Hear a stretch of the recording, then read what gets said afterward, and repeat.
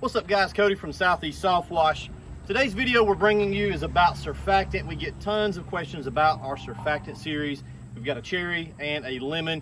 I want to say flavor, but don't eat it, don't drink it, all right? It is a scent. We're working on a few other ones as well, but one of the things that a surfactant has to do to be a good surfactant, a good soap, is to rinse clean off of glass. Now, we don't do any pure water window cleaning, but I've always found we really didn't need it. We get really good performance on the glass from our surfactant. So we've got the Illumax Pro here. It's set up on a 3% bleach mixture. I've got the surfactant dialed wide open. We would never do this on a house wash. We'd be much less than this.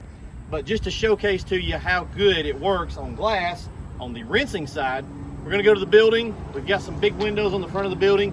Hit them, come along for the ride. Let me show you how good this stuff works on glass. All right, so normally we dilute down 16 to 1. That means 1 jug of soap will make 16 gallons. I've got that mixed pretty strong and we've got it wide open on the metering valve. So this would be like way too much soap, but you'll be able to see it in camera. If we take a look at the glass here, it's dirty, but it's not, you know, there's nothing wrong with it right now. So what we're gonna do is hit it with a hot bleach mixture and a ton of soap, and then I'm gonna flop back over to water and rinse it off and show you guys that it will come back to basically a clean panel. So let's hit it, see what we get here.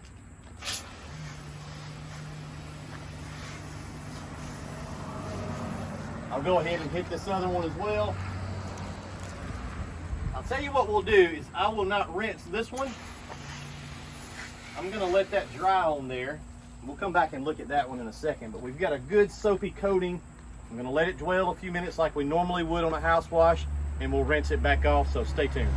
All right, it's been about 5 minutes. We purged the line, so we're back to water only right here. If we come in here and look real close, it's starting to dry. This would be about the normal time we would start rinsing. As you can see, there's a lot of haze going on. If we don't take care of that, it will haze up, which is what we're gonna let happen on the right-hand side window. But let's go ahead and rinse this off as normal. Again, this is a really hot mix, but I'm trying to show you guys how good this stuff works, even in a worst case scenario. So let's rinse them all. We'll just rinse with the 12 volt.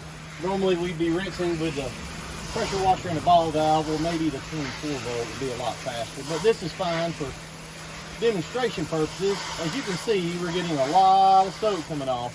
We don't use that much soap on a house wash or a building wash because it's just more rinsing that you have to do. But the soap does perform really well. It's gonna make that glass look good. And again, I wouldn't normally have to rinse this much because we wouldn't put this much on there. So we'll get all the soap off. You're not gonna see much right now because it's wet. Let's go in the building and look from the inside out. And we'll come back and take a final look at it. So that looks pretty good. We'll grab another shot. Can't really tell. I know camera can lie to you, but guys, it's really clean glass. If we go to this other side, let you guys see. Here's the thing you gotta watch out for, because your homeowner is looking from the inside out, and that is what they're gonna see if you let it dry, or if you've got a bad performing soap that is bad about leaving a haze. So what we're looking for in a soap is, here's what we're using right there. Hydrophilic. We want it to go back to water easily, means it loves water and it's gonna rinse cleanly. It's a big, big, big thing that surfactant has to do. Here's our Southern Slang, that's the cherry version. They both work good. So we'll let that side dry and we'll let this side dry all the way, and then we'll come back and take a look and see if there's any difference. All right, we're back. It's been about 10 minutes total. This is starting to dry up towards the top, so we'll come in close and let you guys see. It's still wet here, but up here is dry, and as you can see, it looks good. Now, we're not saying that Southern Draw replaces pure water window cleaning. I know a lot of guys do window cleaning, and that's a completely separate thing. What I'm saying is our surfactant is not gonna leave a haze on the glass, so you're gonna be good to go with just basic house washes. It does clean the glass. You can sell the window cleaning as a standard part of the house wash, and if you wanna do that bougie pure water stuff, that's an extra, but you don't really need it unless you're trying to offer that service. All right, so let's go over here and look at the one that we didn't do anything with. It's completely dry, bleach and soap at this point. So we got a good looking window over there, and we got a really bad window over here, and this is dried on there. So What we're gonna test now is to see, that's your salt content in your bleach. We're gonna see if we can rinse this back off now that it has dried.